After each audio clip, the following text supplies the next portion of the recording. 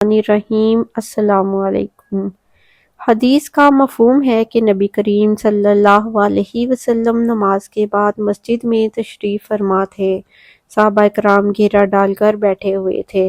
نبی کریم صلی اللہ علیہ وسلم کے لب سے الفاظ کے پھول جھڑ رہے تھے اور ان موتیوں کو صحابہ رسول رضوان اللہ علیہ اجمعین اپنے ذہن میں سما رہے تھے کہ اچانک نبی کریم صلی اللہ علیہ وسلم نے مسجد نبوی کے دروازے کی طرف دیکھا اور خبر دی، جس کو صحابہ کرام اپنے حواس خمسہ سے جاننے سے قاصر تھے، کیونکہ دروازے پر کوئی نظر نہیں آ رہا تھا، لیکن رسول اللہ صلی اللہ علیہ وسلم کے چشمان مبارک اس آتے ہوئے شخص کو دیکھ رہے تھے۔ آپ کو اللہ نے ایسے علوم سے نوازا تھا جس کا ادراک ہم اپنے ذہن سے کر ہی نہیں سکتے۔ آپ نہ صرف اس شخص کو دیکھ رہے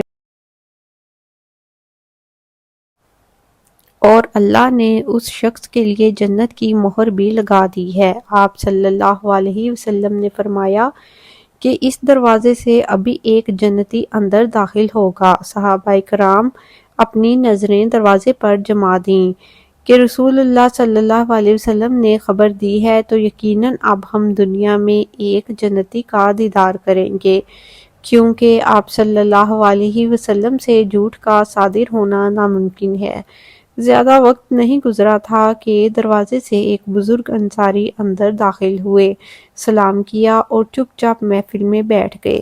دن گزر گیا، دوسرے دن دوبارہ محفل لگی اور چاند دوبارہ ستاروں کے جھرمٹ میں جگمگ کرنے لگا اور اپنی روشنی کی رعنائیوں سے ستاروں کو فیضیاب کرنے لگا۔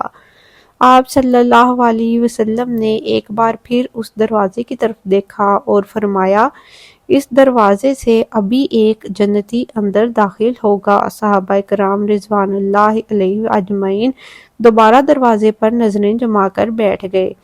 تھوڑی دیر بعد ہی وہی بزرگ دروازے سے اندر داخل ہو گئے، سلام کیا اور چپ چاپ بیٹھ گئے۔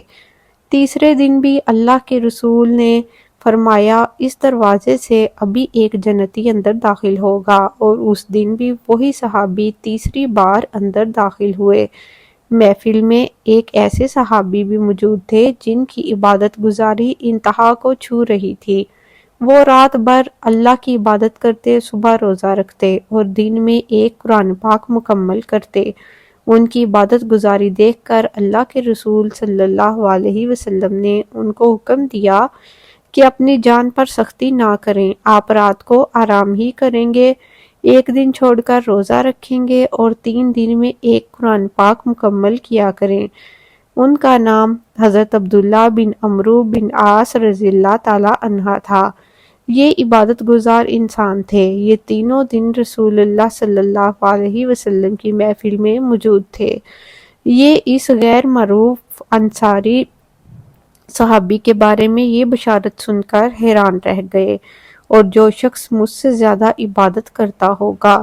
چنانچہ اگلے دن اس صحابی کے گھر چلے گئے اور چند دن کے مہمان بننے کی درخواست کی۔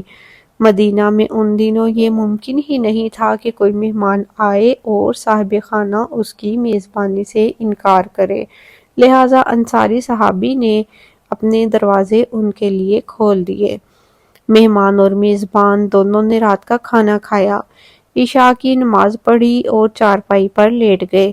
حضرت عمرو بن رضی اللہ تعالی عنہ صحابی کی چارپائی کی طرف دیکھنے لگے۔ ان کا خیال تھا کہ یہ بزرگ صحابی رات کو اٹھیں گے اور عبادت شروع کریں گے، مگر وہ بزرگ صحابی نے چادر تانی اور صبح فجر کی نماز تک سوتے رہے، اور عبداللہ بن عمرو رضی اللہ تعالی عنہ حیران رہ گئے۔ بزرگ صحابی نے فجر کی نماز ادا کی، کھانا کھایا اور کام پر چلے گئے۔ اگلی رات آئی۔ حضرت عبداللہ رضی اللہ تعالی عنہ کا خیال تھا کہ یہ اس رات عبادت کریں گے، مگر وہ اس رات بھی عشاء کی نماز کے بعد سو گئے۔ تیسری رات آئی تو اس بار بھی یہی ہوا۔ وہ انصاری صحابی جس کو نبی کریم صلی اللہ علیہ وسلم نے 3 بار جنت کی بشارت دی تھی، وہ تیسری رات بھی بغیر کوئی نفلی عبادت کیے سو گئے۔ یہ وہ دور تھا جب مدینہ کا کوئی شہری تہجد ضائع نہیں کرتا تھا۔ جبکہ وہ صحابی صرف فجر کے وقت اٹھتے تھے۔ حضرت عبداللہ بن عمرو بن عاص رضی اللہ تعالی عنہ پریشان ہو گئے اور انہوں نے چوتھے دن آخر بات کھولی۔ انہوں نے فرمایا، ہمارے نبی کریم صلی اللہ علیہ وسلم نے آپ کے لیے 3 دن مسلسل جنت کی بشارت دی تھی۔ میں یہ معلوم کرنے کے لیے آپ کے گھر ٹھہرا تھا کہ آپ کو کون سی ایسی عبادت، کون سا ایسا عمل کرتے ہیں جس کی وجہ سے اللہ کے رسول نے آپ کو جنت کا حقدار قرار دے دیا، لیکن مجھے ان 3 دنوں میں آپ میں کوئی انوکھی بات نظر نہیں آئی، پھر اللہ تعالیٰ نے آپ کو کیوں منتخب کیا؟ بزرگ صحابی مسکرائے اور فرمایا، بھتیجے، میں جیسا ہوں آپ کے سامنے ہوں، اس کے علاوہ کچھ بھی نہیں ہوں۔ حضرت عبداللہ رضی اللہ تعالیٰ عنہ مایوس ہو کر واپس ہونے لگے۔ دروازے تک پہنچے تو بزرگ صحابی نے آواز لگائی، بھتیجے سنو، میں تمہیں اپنے بارے میں ایک بات بتاتا ہوں۔ میں نے آج تک اپنے دل میں دنیا کے کسی شخص کے لیے کوئی بغض، کوئی نفرت، کوئی حسد نہیں رکھا۔ اللہ تعالیٰ جب بھی کسی شخص کو کوئی نعمت عطا کرتا ہے تو میں اس کی نعمت دیکھ کر کبھی دکھی نہیں ہوتا، میں خوش ہوتا ہوں۔ حضرت عبداللہ بن عمرو بن عاص رضی اللہ تعالیٰ عنہ نے یہ سنا تو وہ سمجھ گئے کہ ان کا یہی عمل ہے جو انہیں جنت کا حقدار بنا گیا، اور اصل اسلام یہی ہے، اصل دین بھی یہی ہے۔